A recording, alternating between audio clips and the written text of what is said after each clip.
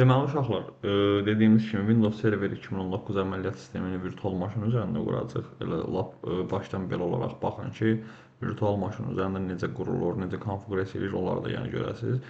Burada new var. New-nun üzərinə vururuq, ad veririk. Məsəl üçün Windows Server 2019.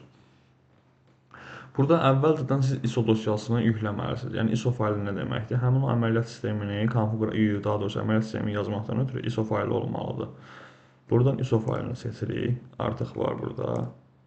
Seçdikdən sonra burada görürsünüz Windows Server 2019 Standard Evaluation var. Bizə bu yox.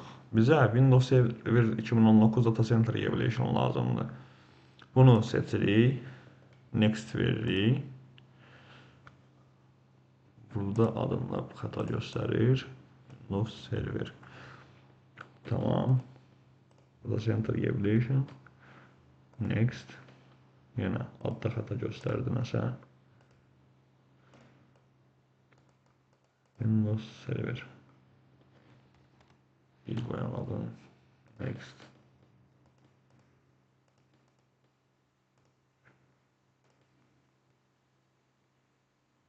Windows Server. Next. Aha. Uşaqlar, burada base memory var, bir də prosessor var. Yəni belə deyək, neçə gigabayt RAM ayıracaqsınızsa və belə deyək, prosesorun neçə potok deyək də, neçə potokunu ayıracaqsınızsa burada seçirsiniz. Bizə də yəni virtual maşın olaraq 4 gigabayt RAM kifayətdir. Ona görə bunu çəkib gətiririk 4 gigabayta. 3 dənə də belə deyək, potok bəs eləyir. Lap bir dənə artıq verək, daha sürətli işləsin. Next veririk.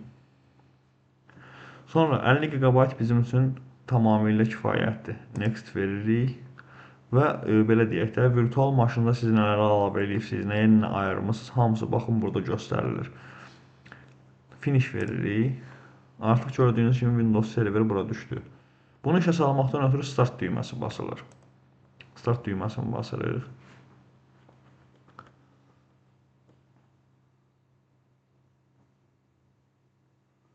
Ekranı böyüdüm. Görürsünüz uşaqlar ekranı. Bəli, müəllim, görürəm onu. Tamam, əla.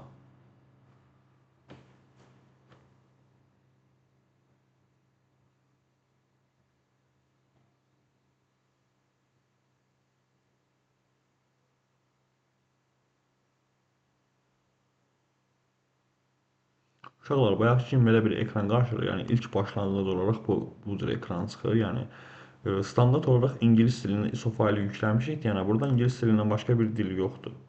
Ümumiyyətlə də belə deyək, bütün server əməliyyat sistemlərində əsasən ingilis dilindən istifadə olunur. Yəni next veririk. Aynısını seçirik.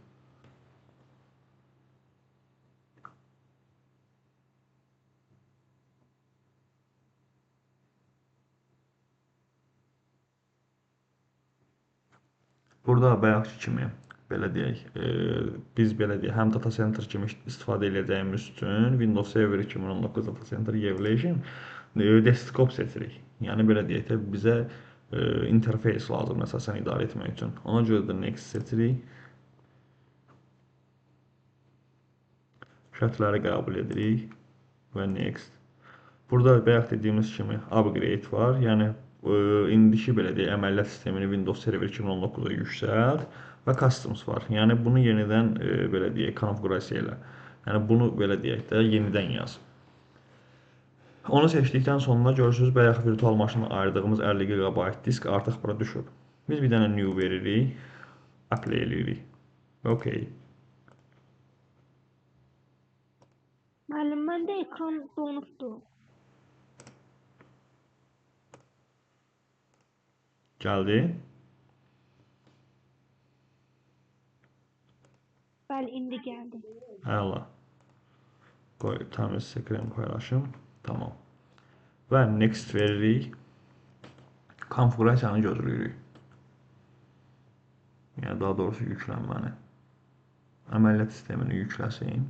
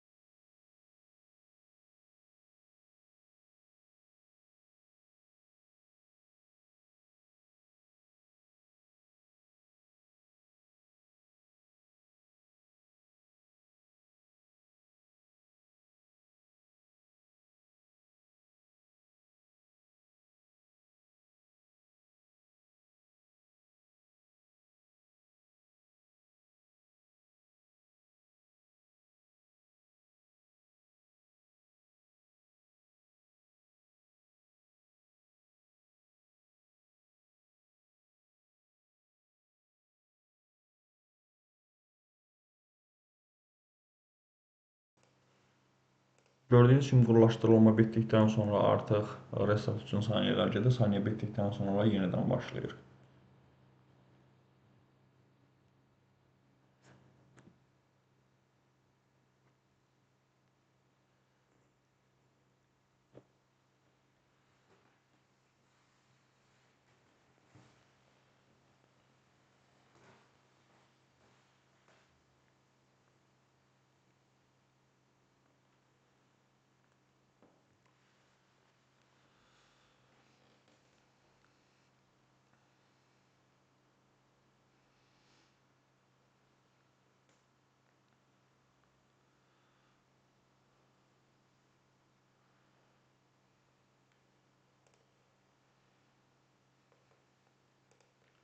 Bəli, Təvəkkül bəy.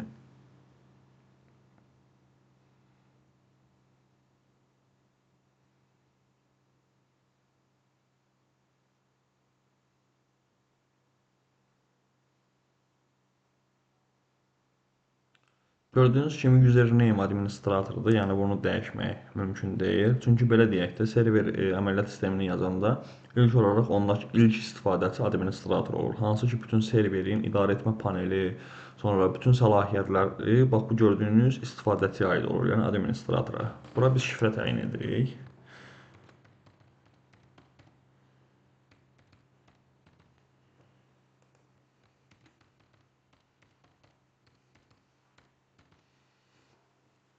Finish veririk. Aha. Burada indi serveri aktiv eləməkdən ötürü bu virtual maşında soft keyboarddan istifadə edirik. Ctrl, Alt və Delete. Şifrəmizi, bayaq təyin etdiyimiz şifrəmizi bura daxil edirik.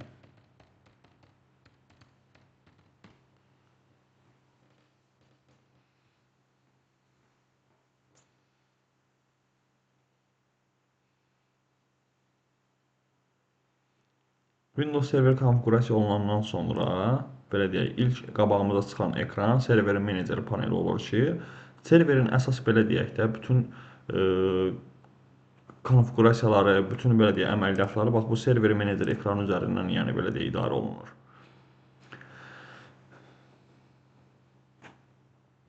İndi bizdə əsas iki məsələ qalır ki, buna belə deyək də, gələn internet NAT şəbəkəsindədir. Biz bunu bridge moda keçirməliyik ki, bu routerdən təmiz belə deyək də birmənalı olaraq IP-ni ala bilsin. Onu necə edirlər uşaqlar, indi onu sizə göstərim. İlk öncə virtual maşınımızın parametrlərinə daxil oluruq. Burada settings var buradan. Daxil olduqdan sonra burada network var. Networkda gördüyünüz kimi NAT-dadır. Biz bunu NAT-dan çıxarıb bridge moda almalıyıq ki, yəni bridge adapter seçməliyik ki, belə deyək, routerdən birbaşa olaraq IP-ni qəbul edə bilsin. OK seçirik. Yenidən settings-ə daxil oluruq. Burada storage bölməsindən bunu silməliyik ki, biz hər dəfə belə deyək də, yeniləyəndən sonra yenidən ISO dosyasını başlatmasın, yəni yenidən serverin konfigurasiyasına başlamasın. Ona görə bunu seçib Remove disk from virtual device seçirik. Bura empty olmalı, yəni boş. OK veririk. İndi virtual maşınımıza daxil oluruq. Gördüyünüz kimi yeni şəbəkəni verdiyi üçün network 2 qoydu adını. Yes veririk, təsdiqləyirik. İndi görüntünün belə deyək, bu şəkildə kiçik yox, tam ekran olması üçün burada bir dəqiqə device bölməsinə girib bunu seçirik ki, biz belə deyək də ekranı tam ekran boyutunu ala bilək.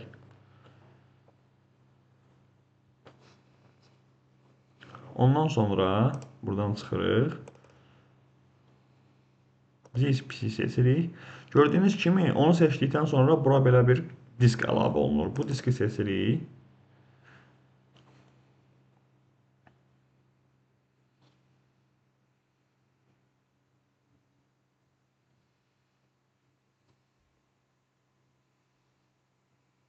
Next. Next. Aynısı. Yəni əlavə heç bir dəyişiklik etmirik burada.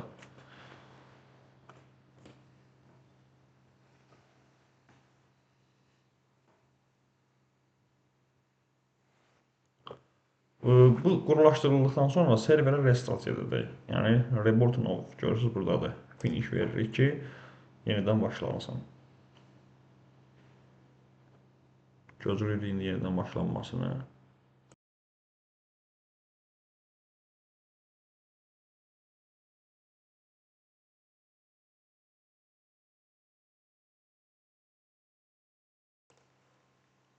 Artıq uşaqlar yenidən başlandı.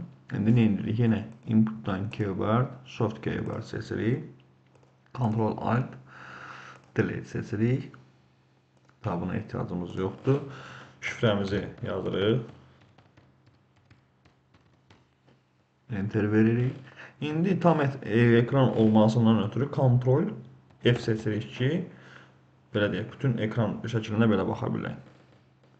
Bir dənə nüans var burada, onu da qeyd edeyim. Wife use Windows size böyüdək. Ctrl F. Artıq gördüyünüz kimi uşaqlar tam olaraq ekranı bütün şəkildə görə bilirik. İndi biz nə edəcəyik uşaqlar? Keçirik indi serverin konfigurasiyasına. İlk olaraq konfigurasiya nədir? Serverə statik IP-ni təyin etmək. Yoxlamalıyıq ki, görək, tutalım ki, hər hansısa bir IP-ni biz buna veririksə, ilk öncə yoxlamalıyıq ki, görək həmin IP istifadə olunur, yoxsa yəni istifadə olunmur. Ona görə smln command porta daxil oluruq, yazırıq ping. Vermək istədiyimiz IP adres 10.10.1.38. Gördüyünüz kimi heç bir cavab yoxdur 38-ə. Deməli biz 10.10.1.38-ə belə deyək, IP adres təyin edə bilərik serverimizə. Close seçirik. Burada uşaqlar IP necə təyin olunur, indi onu sizə göstərim. Burada lokal server var. Lokal server. Bura daxil oluruq. Burada gördüyünüz kimi Ethernet bölməsi var. Ethernet bölməsindən bunu seçirik. Ethernet Network 2 var burada. Sağ düymə. Bunu seçdikdən sonra burada görürsünüz internet protokol versiyon 4 var. Yəni statik IP-ni buradan biz təyin edirik serverə. Bunun üzərinə 2 dəfə klikləyirik. Bunu seçib statik IP-ni veririk. 10.10.1.38. Subnet maskı avtomatik olaraq təyin edilir. Sadəcə subnet maskım IP-im A klassı olsa da subnet maskı mən 255.0.0.0 təyin etməmişəm. Təyin etdiyim subnet mask 255, 255, 255 və 0. Default gateway, yəni default gateway-də nə qeyd olunur uşaqlar? Yəni routerin öz IP adresi. Yəni routerin idarəetmə panelinin IP adresi var idi. Yadınıza gəlsə biz routeri konfigurasiya edəndə belə deyək də web browserdən həmin o IP ilə belə deyək routerimizin parametrlərinə daxil olurduq. Baxın, həmin o routerin IP adresi burada daxil olunur. Yazırıq 10.10.1.1. Sonra DNS bölməsində uşaqlar, birinci bölmədə hansı ki biz buna verdiyimiz statik IP-ni biz bura yazırıq. Çünki nəyə görə? Həm də bu server, DNS server olaraq fəaliyyət göstərdiyinə görə, ona görə də həmin IP adres bu hissəyə yazılır. Alternativə də internetə çıxışımız təmin olsun deyənə, üzrlü sayın, 8.8.8.8 yazırıq və okey. Okey. Gördüyünüz kimi internetin qarşısına nida düşdükdən sonra sonradan yəni nida çəkilir. Artıq internetə çıxışı var bunun. Sonra burada etdiyimiz şeylər nədir? Remote management enabled'dır. Remote desktop disabled. Biz bunu enabled edirik. Yəni uzaqdan qoşulma mümkün olsun deyənə. Apply. Okey. Sonra burada etdiyimiz əlavə parametrlər.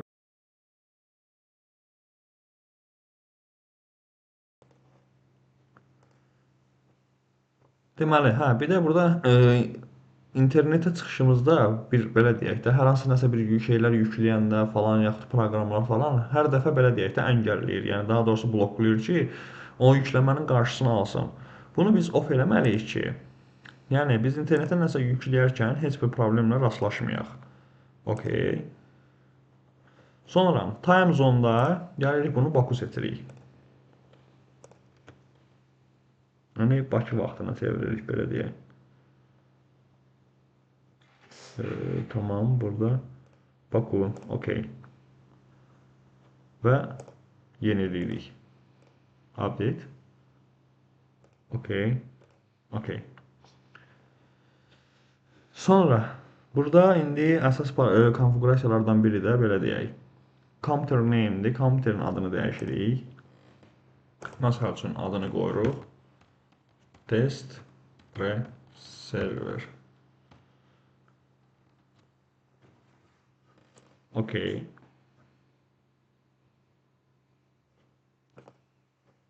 Close. Close verdiyi kompüterin adı dəyişildikdən sonra restart istəyir. Həmən yəni restart veririk ki, kompüterin adı dəyişsin. Daha doğrusu yəni serverin adı dəyişsin.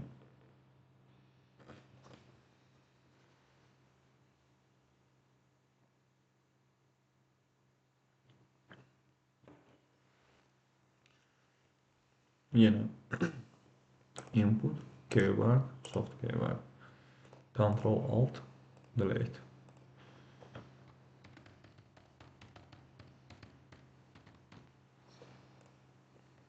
Niyə?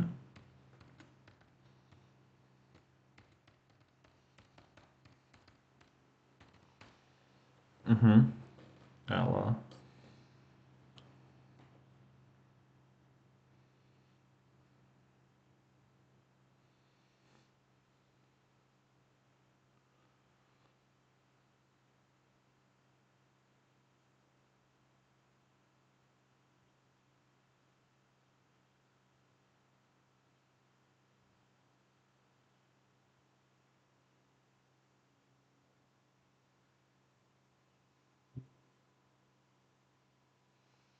Deməli uşaqlar tam özünə gəldikdən sonra lokal serverə daxil oluruq yenidən. İndi uşaqlar hal-hazırda belə deyək. Serverdən istənilən IP-yə ping gedəcək, amma serverin təyin etdiyimiz IP adresinə ping getməyəcək. Bu arada IPv6-nı biz bağlamalıyıq, çünki ondan istifadə etmirik. Yenə həmənki qaydada gəlirik bura. Burada IPv6-nı tapırıq. İnternet protokol versiya 6. Bunu kalçkanı götürürük qarşısından, OK edirik. Yeniləyirik bir dəfə. Görürsünüz artıq IPv6 yığışdı. Yəni bir dənə statik IP var, o da budur. Tamam. İndi gəlin bir şey yoxlayaq uşaqlar. Şimdi command porta daxil olub ping routerin IP adresi xəbərləşmə var. Bizim fiziki serverlə də xəbərləşməsi var. İndi uşaqlar sizə bir şey göstərəcəm burada. Remote desktop connections, connect. Bu da bizim fiziki serverimizdir. Yes. İndi uşaqlar gəlin buradan yoxlayaq görək. Həmin serverə ping gedirmi? Əslində bəlkə də 38. Gördüyünüz kimi uşaqlar, həmin belə deyək də, serverə ping getmir.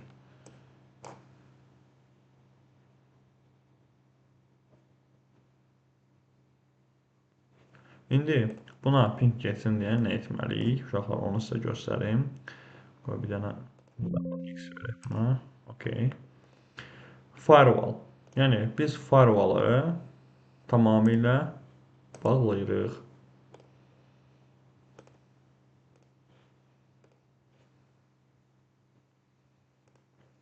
Network. Bağladıqdan sonra uşaqlar bir də yenidən yoxlayırıq. Connect.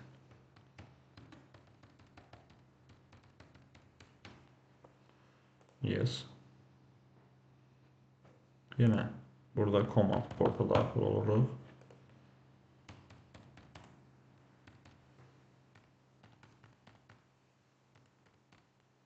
Gördüyünüz kimi artıq bu serverin statik IP-sinə cavab gəlir. Yəni cavab ötürür və cavab qəbul eləyir.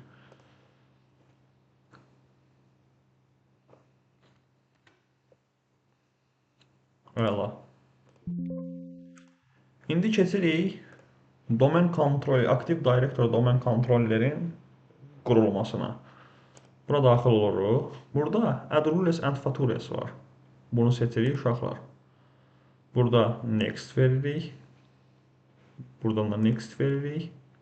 Burada hansı serveri, yəni server üzərində quracağınızı. Bir də bir şey deyim uşaqlar. Yəni bir server qurub bir neçə dənə serveri bu serverdən idarə edə bilərsiniz. Yəni elə bir şey də mümkündür. Next. Burada gördüyünüz kimi uşaqlar Active Directory Domain Service var. Active Directory Domain Service. Yəqin ki, hər kəs görür də indi kiçik olmağına baxmayaraq. Lap böyüdüm burada. Böyütsəm də elə eyni şeydir təxminən. Yəqin ki, görürsünüz burada. Active Directory Domain Service var burada. Bunu seçirik. Deyir ki, ondan əlavə olaraq mən bu qaydaları da ona əlavə eləyəcəm. Yəni sizə göstərir. Add features seçirsiniz, yəni problem yoxdur. Elə next, next, next, install.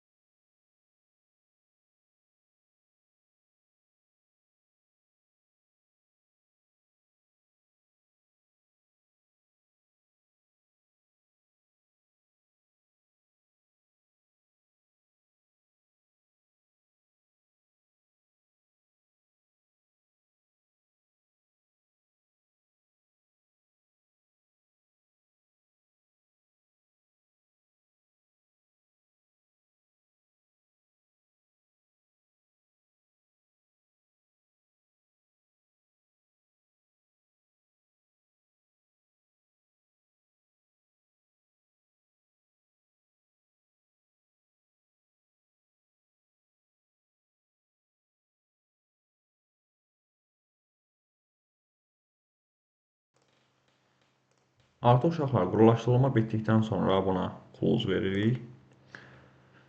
Deməli, bu bitdikdən sonra əsas konfigurasiya domenin domen adının təyin edilməsi və onun konfigurasiyasıdır uşaqlar. O da bu bitdikdən sonra gördüyünüz burada bayraq işarəsinin altına bir nida düşür. Bayraq işarəsinə toxunuruq. Burada görürsünüz tamamlanmamış bir konfigurasiya qalıb. Onu qurmaq üçün buna daxil oluruq. Burada gördüyünüz 3 dənə seçim var. Add domain controller to annex existing domain. Yəni bunu deyir mövcud domenə bağla. Add new domain is existing forest. Yəni bunu deyir bir dənə burada belə deyir.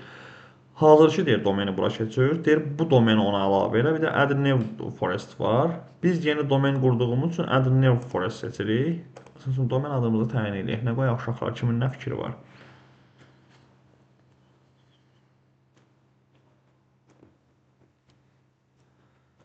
Bax, bunun adını belə eləyək də. Test.lan. Next veririk. Burada uşaqlar deyir ki, bu şeyi belə deyək də, yeniləyəndə, restore edəndə daha doğrusu, restore edən zaman sizdən şifrə tələb edəcək. Həmin o şifrəni siz burada daxil eləməlisiniz və yadda qalan şifrə olmalıdır. Amma administrator şifrəsindən eyni olmalı deyil. Yəni tamam başqa bir şifrə olmalıdır. O zaman da başqa bir şifrə təyin edirik bura.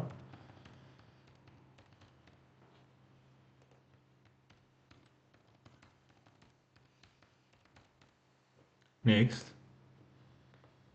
Burada heç nəyə toxunmuruq, elə olduğu kimi next.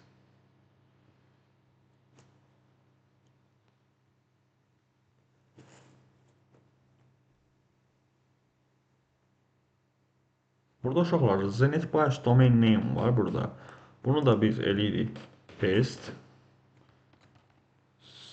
Hamısı böyük hərflə server. Next.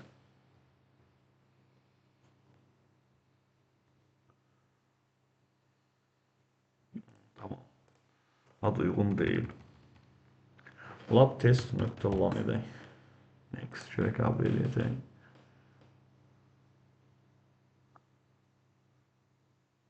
Əla. Yenə olduğu kimi next. Next.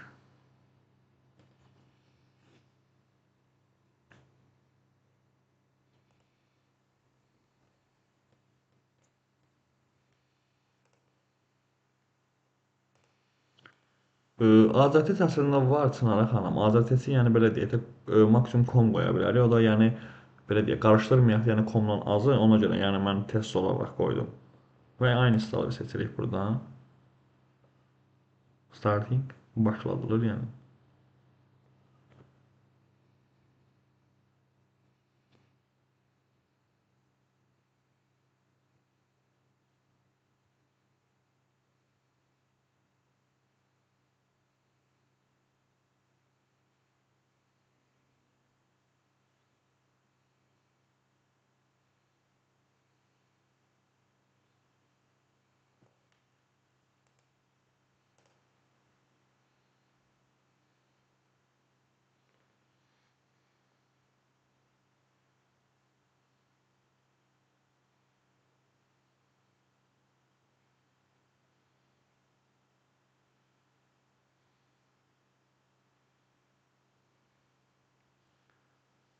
Aha. Yəni burada uşaqlar nədir? Artıq bu belə deyək, serverin özü də bu domenə bağlandığı üçün artıq sizin bu administrator hesabından çıxış eləyəcək. Ona görə close seçirik. Close. Və gördüyünüz kimi yenidən başladılır. Yəni serverin özü belə bu domenə artıq bağlanır. Yəni test.lan domeninə.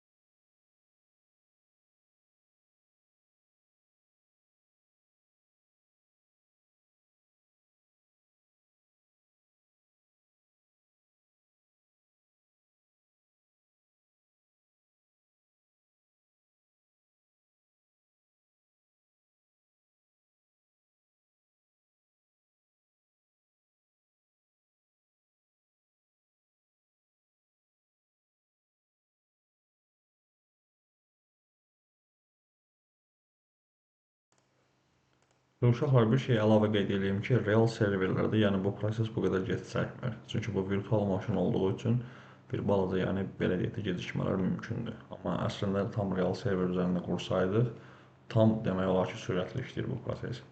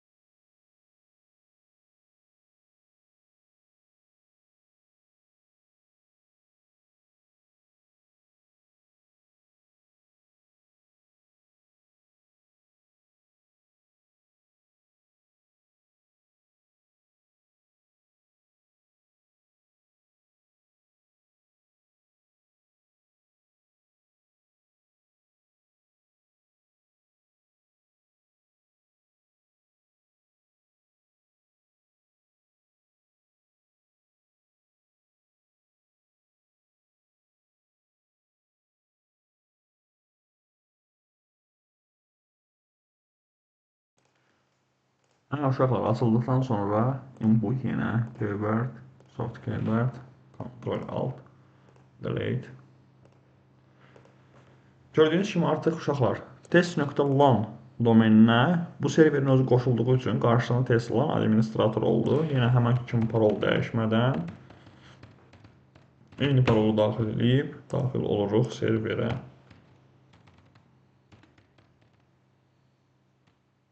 Sorry.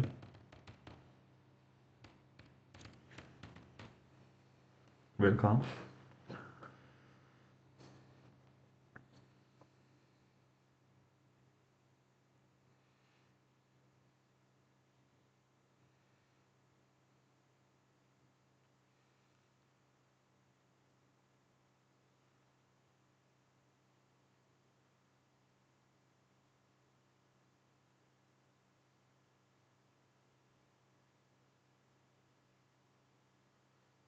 Gözləyirik server manager, yəni tamamilə özünə gəlsin.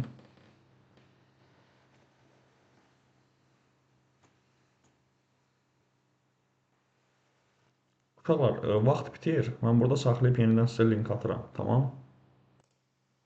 Deməli, uşaqlar artıq server də özünə gəlib, belə deyək, server manager də özünə gəlib. Demək olar, nə etməliyik? Hər hansısa kompüteri bu domenə qoşmaqdan ötürü biz həmin kompüter üçün, yəni həmin belə deyək, kompüter qarşısına oturan istifadəçi üçün bir dənə user yaratmalıyıq, yəni istifadəçi yaratmalıyıq. O necə olur uşaqlar, indi onu göstərirəm sizə. Bu domen kontroller sistemi tamamilə qurulduqdan sonra burada tools bölməsindən baxın uşaqlar, burada belə bir şey var. Active Directory Users and Computers var burada. Buna daxil oluruq. Burada gördüyünüz kimi yaratdığımız domain, görürsünüz domain test.lan. Bura daxil oluruq. Bunu belə də açmaq olur uşaqlar. Yəni burada da görə bilərsiniz. Burada uşaqlar Biz belə deyək də, user bölməsindən gəlib, yəni user bölməsindən sağ düyməni basıb new seti, burada user var. Bunu da seçə bilərik uşaqlar. Amma belə deyək, bizim serverə bağlı olan istifadəçinin sayı əgər çoxdursa, tutalım ki, hətta deyərəm sizə bir 500 nəfər, 600 nəfər istifadəçi varsa, yəni bu domenlə, yəni domen kontrollerə bağlı olan hesablar əgər varsa, yəni belə deyək də, bu bölmədə itib batacaq. Çünki burada sıralama belə deyək də, A-dən Z-yədir deyənə. Yəni bunun aralarına düşəcək, biz həmin istifadəçini tapmaqda çətinlik çəkəcəyik. Ondan da əlavə olaraq şərt o deyil, yəni lokalda olan istifadəçilər, yəni burada domenə bağlansın. Tutalım ki, bu bizim əsas server hesab olunursa əgər, əsas serverimizdirsə, buna Gəncədən, məsəl üçün, daha doğrusu Bakıdan, oradan, buradan, yəni qoşulanlar ola bilər, əgər bu server Gəncədə yerləşirsə. Yəni digər regionlardan və digər bölmələrdən, lap Gəncənin özü olsun və digər qəsəbələrdən falan, yəni bura qoşulma ola bilərdi. Yəni biz onlara rahat aid etməkdən ötürü və şöbələrə ayırmalıyıq. Yəni Gəncə üçün bir dənə organization unit yaradıb, həmin organization unitin içərisində də hansı şöbəyə baxırsa onu yaratmalıyıq uşaqlar. Deməli onu necə edirik? Onu sizə göstərim. Test.lan üzərinə klik edib sağ düyməni basıb, burada new var. New bölməsinə gəlib, burada görürsünüz uşaqlar, organization unit var. Bunu seçirik. Tutalım ki, bunun adını qoyuruq Canja. OK seçirik. Yenidən test.lan üzərinə gəlirik. New seçirik. Organization unit seçib adını qoyuruq Baku. OK veririk. Tutalım ki, bu serverə həm Gəncədən, həm də Bakıdan qoşulanlar olacaq. Tamam, indi biz elə faktiki olaraq Gəncə şəhərində yaşadığımız üçün, elə Gəncənin üzərində, indi tutalım ki, Gəncədə bir ofis var, həmin ofisdə şöbələr var. Məsələn, new user, sorry. Bir dənə də burada organization unit yaradırıq. Adını qoyuruq, məsəl üçün, IT şöbəsi. Bir dənə IT hazır. Sonra new organization unit. Bunun adını qoyuruq HR bölməsi. OK. Yenə yan-yana tıklayıb sağ düymə. New məsəl üçün organization unit seçirik. Adını qoyuruq məsəl üçün office. Sorry. OK. Tamam uşaqlar, deməli Gəncə şəhərində 3 dənə ofisdə 3 dənə şöbə var. Məsələsi yəni elə bir təsəvvür eləyək. IT, HR və ofis. Tutalım ki, IT bölməsində bir dənə istifadəçi yaradaq. New user, adını qoyaq Hilal. Ahmedzadə. User logon name də uşaqlar. Yəni adı soyadı olur da, belə deyək. Hilal.ahmedzadə. Next. Uşaqlar, burada belə bir seçimlər var. User must change password as next logon. Yəni burada deyir ki, yaratdığınız şifrə ilə həmin adam daxil olacaq, yəni həmin istifadəçi daxil olduqdan sonra ondan yeni şifrəni tələb eləyəcək. Burada bunun kalçıqanı götürüb bura qoysaq, user cannot change password. Yəni deyir, istifadəçi öz şifrəsini özü dəyişə bilər. Yəni həmin o şifrə ilə də daxil ola bilər. Ürək istəyən vaxtda dəyişə bilər. Sonra password never express var burada. Yəni bu istifadəçi heç vaxt bu şifrəni dəyişə bilməz. Sizin təyin etdiyiniz şifrəni heç vaxt dəyişə bilməz. Burada da ən axırında account is disabled var. Yəni hesabı bağla, disabled elə, yəni bağla da, yəni ümumiyyətlə hesaba daxil olmaq mümkün olmayacaq. Əsasən də uşaqlar sistem administratorları hesab yaradanda nəyə nəzərə alırlar, onu sizə vurğulayım. Hər zaman bunu seçirlər. Nəyə görə? İstifadəçi öz hesabına daxil olanda yeni şifrəni özü təyin etsin. Yəni bizim domenə bağlı olan kompüterlər indi burada Adil bəydə də səhv etmirəmsə var, Çınarı xanımda da var. Yəni onlar ilk olaraq öz hesablarına daxil olanda onlardan yeni şifrəni tələb edib. Burada da uşaqlar standart olaraq belə deyək, sistem administratorları əgər həmin şəxs, yəni həmin şəxsə administrator dostluq, yəni administrator icazəsi verilməyibsə, sadəcə istifadəçi kimi yəni girəcəksə bu serverə, yəni domenə bu qoşulacaqsa, istifadəçi kimi qoşulacaqsa, ayı və ili yazır. Yəni ayı və ili 2 dənə də məsəl üçün ya plus ya bərabərdir və yaxud ulduz seçir ki, yəni müvəqqəti şifrə olaraq. Və bir də burada nələr var? Tutalım ki, addan heç vaxt istifadə etməyə server icazə vermir. Məsələn, baxın, bura yazıram Hilal 2025. Burada yazıram Hilal 2025. Next Görürsünüz, icazə vermir. Yəni gördüyünüz kimi xəta göstərir. Çünki addan istifadə etdiyimiz üçün server bunu qadağa eləyir. Biz ona görə də, məsələn, hansı aydayıq uşaqlar? Dekabrda. Və dekabr yazılmır, ingilis dilində yazılır. Yəni, Desember 2025 plus plus. Qoyuruq. Desember 2025 plus plus. Next. Finish. Gördüyünüz kimi uşaqlar artıq Hilal Əhmədzadə adına hesab yaradıldı. IT şöbəsində. HTR-da məsəl üçün birini yaradaq. Tutalım. New Organization Unit name. New User. Adını qoyuruq məsəl üçün bizim HTR kimsə elə onu. Narmin Hasanova. Yenə burada Narmin Hasanova. Next. Yəni şifrəni eyni qaydada Desember 2025 plus plus. Desember 2025 plus plus. Sorry. Okay. Plus plus.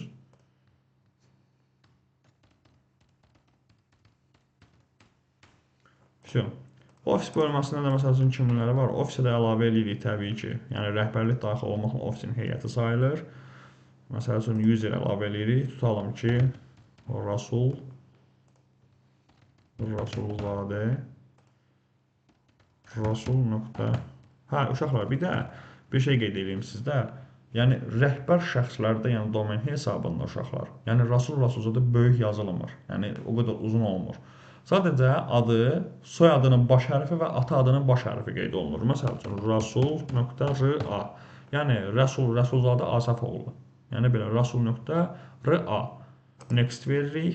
Buna şifrəni təyin edirik.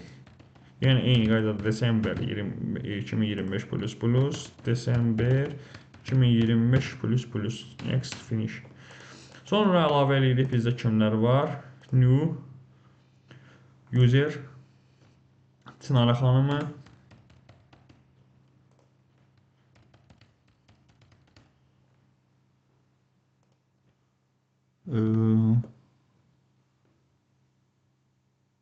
Tamam.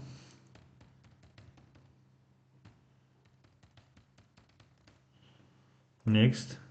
Şifrə yenə həmən kimi Desember 2025 plus plus. Desember 2025 plus plus. Next. Eyni olmadı.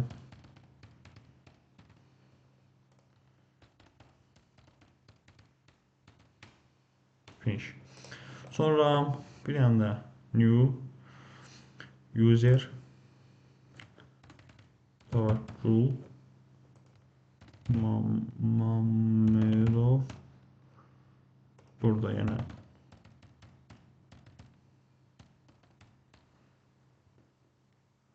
Next. Yenə Desember 2025 plus plus.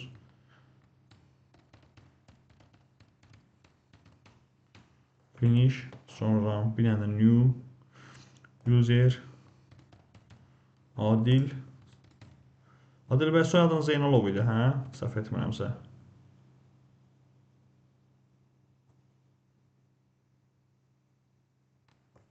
Ümid edirəm ki, düz tapmışam. Əla.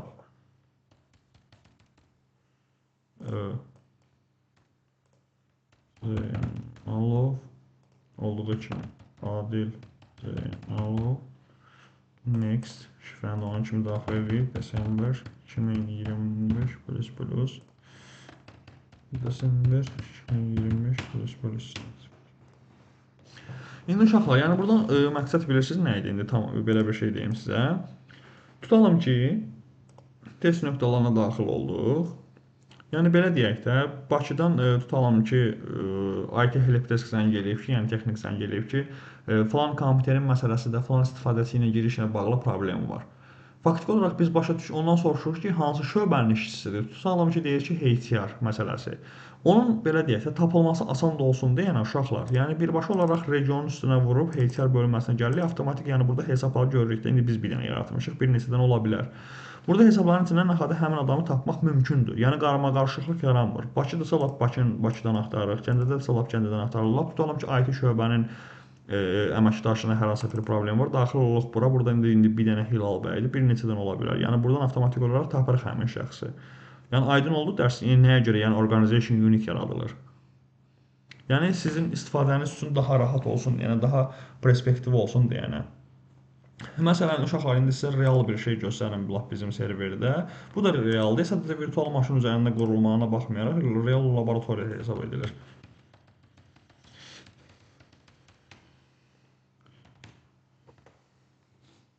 Yəni uşaqlar, baxın burada belə bir şey göstərim sizə. Burada tools, Active Directory Users, Computers, daxil olaq ora. Burada görürsünüz uşaqlar, ADTX-dir. Burada Quest var, personal və volunteer var. Yəni volunteer könüllərdir, könüllərin heç biri hesabı qoşulu deyil bizə. Personaldır, yəni personal heyət ADTX qrupu. Belə. Personalından da Quest-də də o gün bizlə gedəndə deyəsən burada bir səhv etməsə bir dənə Çınarə xanım. Çınarə xanım yadınıza gəlirsə kompüteri bax bu istifadəçiyə qoşmuşdum mən. Düzdürmü? Auto user. Belə deyək, notebooku ona görə qoşmuşdum ki, yəni sırf belə deyək də bir şeydən istifadə olunsun, yəni proyektora görüntü verməkdən ötürü. Kompüter yəni yalnız o işə baxırdı, yəni proyektora görüntü verməkdən ötürü. Yəni digər kompüterin proqramlarını falan içindəki olan məlumatlar görsənmirdi. Yəni görürsünüz bu Quest, yəni qonaqda yaratmışam. Çünki müvəqqətidir artıq uşaqlar bu. Yəni müvəqqəti hesablar Quest bölməsində yaradılır, yəni qonaq bölməsində. Refresh. Buna da X verək. Tamam, okey. Bu da onun kimi uşaqlar, yəni hər şöbəyə uyğun hesablar yaradılır. Belə. Bura kimi aydınlı uşaqlar. Bəli, göstərmişdim. Bura kimi aydınlı uşaqlar. Hə, sizə bir də bir şey göstərim. Lap tutalıq ki, virtual maşından artıq çıxaq, heç ehtiyac yoxdur bizdə virtual maşına. Tamam, bunu da bağlayırıq. Gördüyünüz kimi sadə bir dənə ekranlı. Yenə gəlirəm buradan. Remote Desktop Connections-la artıq 1.111 yox, 38 seçirəm və Connect verirəm. Gördüyünüz kimi indi burada administrator kimi daxil olmalıyam. Administrator. Bayaqki təyin etdiyimiz şifrə.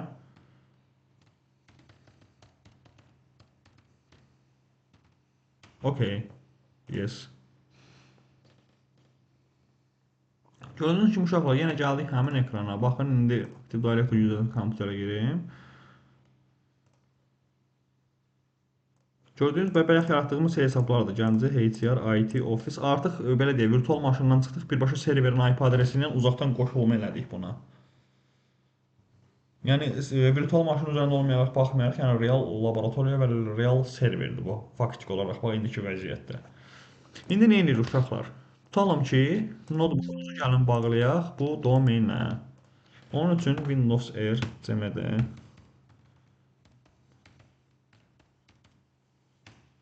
daxil oluruq bura. Burada uşaqlar Wi-Fi ilə biz qovuşdurmuşuq. Burada gəlirsiniz, statik IP təyin etmirsiniz notebooka. Sadəcə gəlirsiniz, görürsünüz burada usage following DNS server adres var. Yəni DNS serveri, baxın həmin o belə deyək də, serverin statik IP adresini burada DNS server bölməsinə əlavə edirik. 10.10.1.38 idi. Alternativ DNS-ə də 8.8.8 əlavə edirik ki, notebookun internetə çıxışı olsun və okey. Tamam, bura belə. Buradan çıxırıq uşaqlar, gəlirik this PC. Burada show more options var, bura. Daxil oluruq bura. Görürsünüz, bu sistem işarə əsasıdır. Haqqında məlumatlar, yəni belə deyə prosesor nədir, RAM-ı nədir falan. Burada bir bölmə var, domain or workgroup.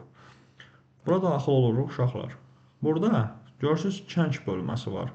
Change daxil oluruq. Görürsünüz ADTX domeninə bağlıdır. Biz də bunu silirik, eləyirik test.lam. Həmin o yaratdığımız server artıq bunu konfigurasiya edirik. Burada uşaqlar administrator yazılır, yəni administratorun istifadəçi adı və şifrəsi, administrator. Passwordda ona təyin etdiyimiz şifrə. Plus, okey.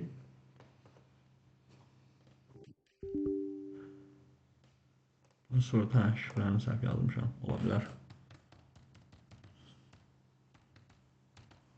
Administrator, düz.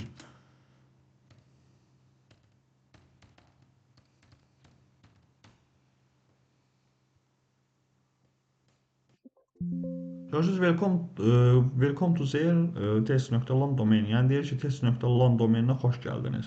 Okey seçirəm, okey seçirəm. İndi Perezagoska verməyəm, nəyə görə? Çünki belə deyək də, dərsdən atacaq. Amma domenə bağlandı. Domenə bağlanandan sonra uşaqlar, yəni avtomatik olaraq orada Ozer user var. Ozer user bölməsinə daxil olub, həmin tutalım ki, həmin şəxsin istifadəçi adını və şifrəsini yazıb, artıq o hesaba daxil ola bilərsiniz.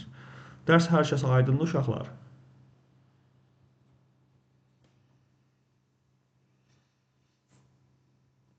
Yəni hər kəs başa düşür. Bəli. Çox gözəl. Növbəti dərsdə də artıq VPN falan məsələlərini həll edəcəyik inşallah uşaqlar sizlə.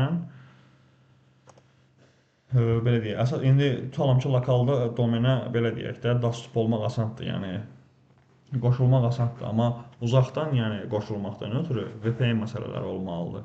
İndi inşallah ki, yavaş-yavaş başlayıb bu VPN nə olduğunu, VPN nə işə yaradığını və VPN təhlükəsizlik səviyyələrini bir etapla sizə başa salacağam inşallah.